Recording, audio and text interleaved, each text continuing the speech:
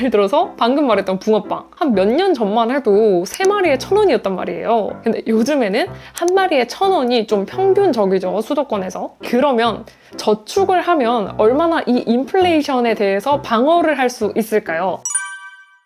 안녕하세요. 재테크 유튜버 시골지입니다. 여러분, 제가 문득 붕어빵을 사 먹다가 우리가 월급을 받아서 이대로 그냥 저축만 하면 잘 살 수 있을까? 이게 문득 너무 궁금하더라고요. 왜냐면 요즘에 화폐 가치는 계속해서 떨어지고 있는데 물가는 계속 오르고 있잖아요. 예를 들어서 방금 말했던 붕어빵 한 몇 년 전만 해도 3마리에 1,000원이었단 말이에요. 근데 요즘에는 한 마리에 1,000원이 좀 평균적이죠, 수도권에서. 이것처럼 단순히 붕어빵만 봐도 물가가 벌써 3배나 올랐단 말이에요. 물론 붕어빵 사장님을 보니까 정말 고생이 많으셔서 좀 1,000원은 받아야 될 것 같기는 해요. 근데 사실 이걸 사 먹는 우리는 월급이 몇 년 동안 3배 정도는 오르지 않았단 말이죠. 그래서 오늘은 5년 동안 물가가 실제로 얼마나 올랐는지 한번 알아보고, 그럼 이에 비해서 우리 월급은 얼마나 많이 올랐는지 한번 알아볼게요. 근데 사실 시작하기도 전에 대충 좀 예상이 되죠. 월급만으로는 살아가기 힘들겠다라고. 그러면 저축을 하면 얼마나 이 인플레이션에 대해서 방어를 할 수 있을까요?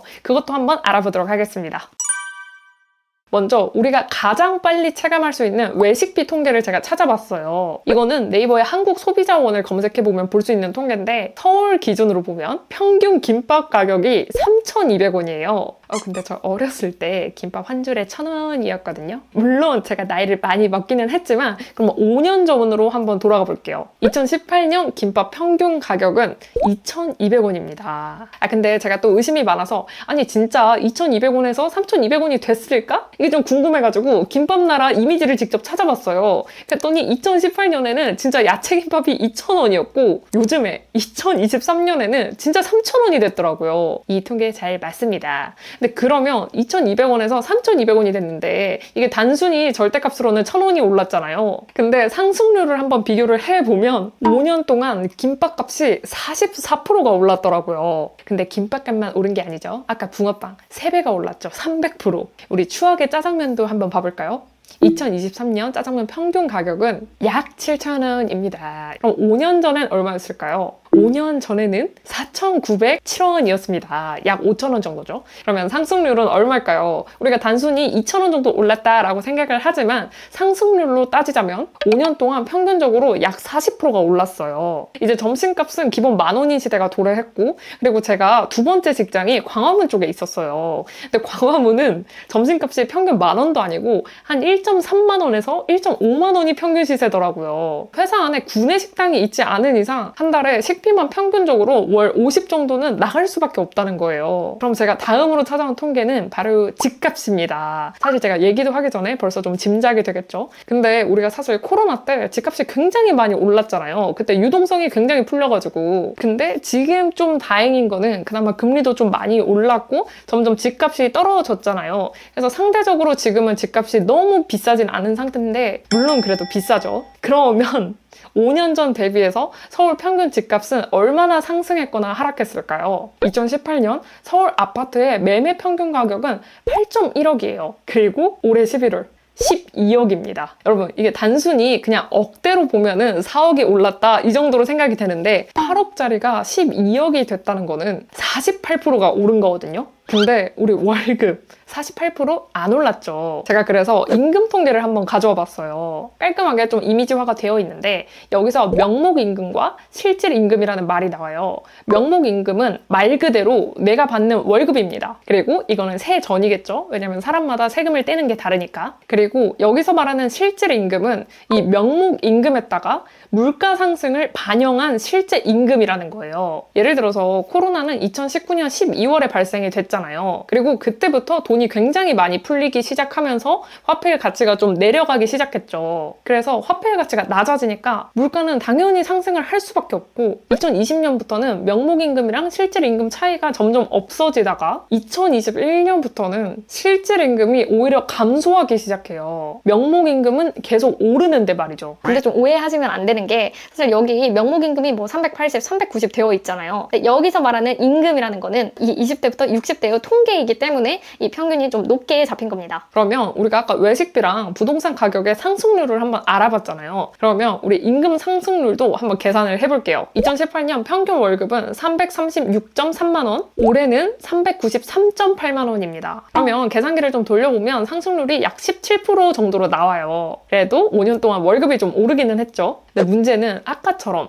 외식비랑 부동산 값이 올랐잖아요. 그리고 나머지도 다 올랐죠. 물가가 올랐다는 말이니까. 그래서 우리 월급에, 그러니까 명목 임금에 이 물가를 반영을 하니까 실제로 임금은 17%나 올랐는데 체감하는 건 한 4% 정도밖에 안 된다는 거예요. 물론 4%보다 더 안 되겠죠. 왜냐면 물가가 한 40% 정도 올랐으니까. 그래서 이 세 가지 통계만 봐도 월급만으로는 살아남기가 쉽지 않다는 결론을 내릴 수가 있어요. 왜냐면 월급은 안 그래도 적은데 이거를 또 통째로 저축을 하는 게 아니라 또 여기서 식비 나가고 주거비 나가고 통신비 나가고 이것저것 많이 나가죠. 그래서 안 그래도 저축할 돈도 적은데 여기다가 물가는 40%나 올랐고 월급은 17%밖에 안 오르고 내가 매달 쓰는 돈은 계속 있고 그러다 보니까는 우리가 항상 그 내 집 마련의 꿈을 꾸잖아요. 근데 자산의 상승은 이렇게 가는 반면에 월급의 상승은 이렇게 가니까 점점 집을 살 수 있는 확률이 이렇게 낮아지는 거예요. 격차가 계속 벌어지고. 그러면 요즘 금리가 높으니까 뭐 저축을 하면 되지 않나요? 최대한 절약을 해서 저축을 하면 되죠 라고 생각하시는 분들도 많으실 거예요. 실제로 예적금 하시는 분들도 정말 많으시고. 근데 여러분 물론 저축을 하는 건 안 하는 것보단 나아요. 근데 저축을 하더라도 물가를 고려해보면 마이너스인 게 현실이에요. 제가 또 그래프를 하나 가져왔는데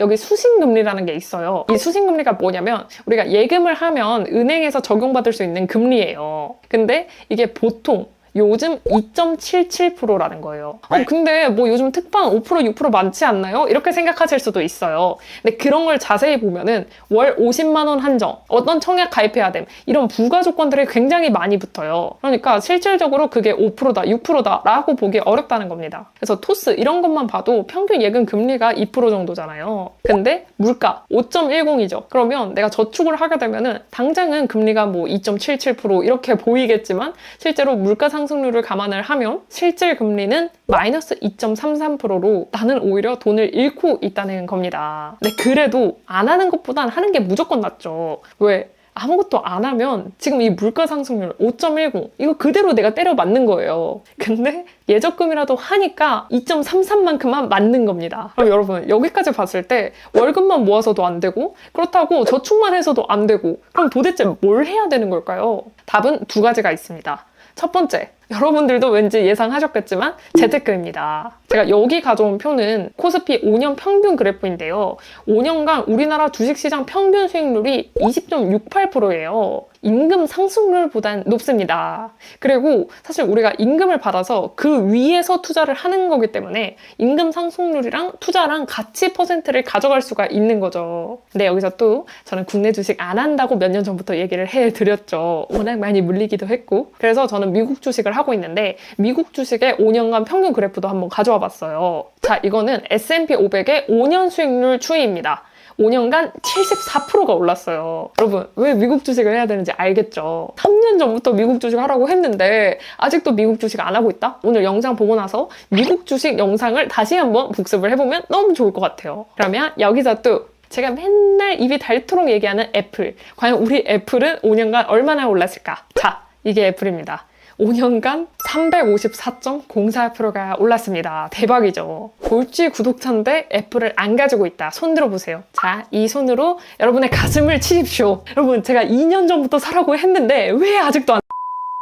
자, 그럼 마지막으로 우리의 태맨, 테슬라 한번 볼게요. 테슬라는 5년 동안 900%가 올랐네요. 엄청납니다. 물론 여러분 저는 테슬라를 투자한 지 한 1년? 한 2년? 요 정도밖에 안 됐어요. 왜냐면 초기에 믿음이 굉장히 부족했거든요. 그래서 아무리 올라도 전혀 안 타고 있다가 야 이거 안 타면 큰일 나겠다 해가지고 좀 뒤늦게 탔습니다. 근데 테슬라는 워낙 등락이 많다 보니까는 저조차도 좀 테슬라는 무서워서 추천드리고 싶지는 않습니다. 근데 여러분 여기까지 또 얘기를 하면은 뭐야 주식하면 다 오르는 건가? 이렇게 생각할 수도 있어요. 그리고 누군가는 특히 이제 본인의 부모님이 주식으로 돈을 많이 잃었을수록 주식은 절대 안 된다. 주식은 패가망신의 지름길이다. 이런 말을 들어본 분들도 계실 거예요. 그래서 이런 분들은 사실 뭐 애플이나 테슬라 이런 것처럼 개별 종목 말고 훨씬 안전한 좀 지수를 추종하는 ETF들이 있거든요. 그래서 그런 안전한 투자를 해보셔도 좋을 것 같고 애플처럼 좀 우량한 기업에 투자를 해보심이 어떨까 싶습니다. 물론 제가 이렇게 말씀드린다고 해도 투자는 본인에게 온전한 책임이 있는 거기 때문에 제대로 공부하고 들어가는 거 잊지 말기. 그래서 잘못 투자하면 어떻게 되는지 또 예시도 하나 가져왔는데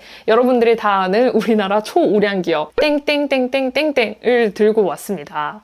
여기는 5년 동안 71%가 떨어졌어요. 사실 주식이라는 게 뭐 공부한다고 해서 오르고 그런 건 또 아닌 것 같아요. 그리고 하나 더 가져왔는데 이것 또한 거의 100만 원 정도 하던 주식인데 지금 90만 원이 27만 원이 됐어요. 사실 여기에 투자하신 분들은 과연 이렇게 떨어질 줄 알고 샀겠어요? 그래서 여러분 이것처럼 재테크는 예적금보다는 수익률이 높을 수 있어요. 근데 그만큼 리스크도 가져가야 돼요. 하이리스크 하이리턴이라는 거죠. 근데 이런 게 무섭다고 은행 저축만 하게 되면은 내가 당장은 2, 3% 이자를 받는 것 같지만 실질 금리는 마이너스 때라는 거. 그래서 재테크 공부는 꼭 하루빨리 시작을 해보셨으면 좋겠고 이 재테크도 아까 말했던 개별 종목 이런 거 말고 단체를 묶어가지고 ETF로 만든 것들도 있고 훨씬 더 안전한 투자법들이 있으니까 그런 것들을 좀 공부해서 투자를 해보시면 너무 좋겠습니다. 그리고 사실 재테크보다 훨씬 더 안정적이면서 수익률 더 높은 게 있어요. 이게 뭐냐면 내 몸값을 올리거나 혹은 엔잡을 시작하는 거예요. 이 엔잡에는 당장 SNS를 시작하는 것도 있지만 내가 가지고 있는 실무 지식으로 뭐 자소서 컨설팅을 한다든지 코딩 과외를 한다든지 아니면 그림 외주를 받는다든지 이런 다양한 것들이 있어요. 실제로 직장인 약 1000명을 조사했을 때 10명 중 8명이 엔잡 경험이 있다고 합니다. 혹시 여러분은 이 10명 중 8명에 들어가 있을까요? 물론 당장 이 현업부터 발전시키는 게 먼저니까 엔잡을 안 해봤을 수도 있어요. 어느 정도 내가 지금 이 현업에서 만족스러운 그런 수준을 쌓았다면 이제는 엔잡으로 한번 점프를 해보시면 어떨까 싶습니다. 그리고 이 엔잡에 대해서는 다룰 내용이 너무 많아가지고 이거 관련해서는 좀 더 궁금하신 분들이 많다면 다음에 영상으로 좀 더 디테일하게 다뤄보도록 할게요.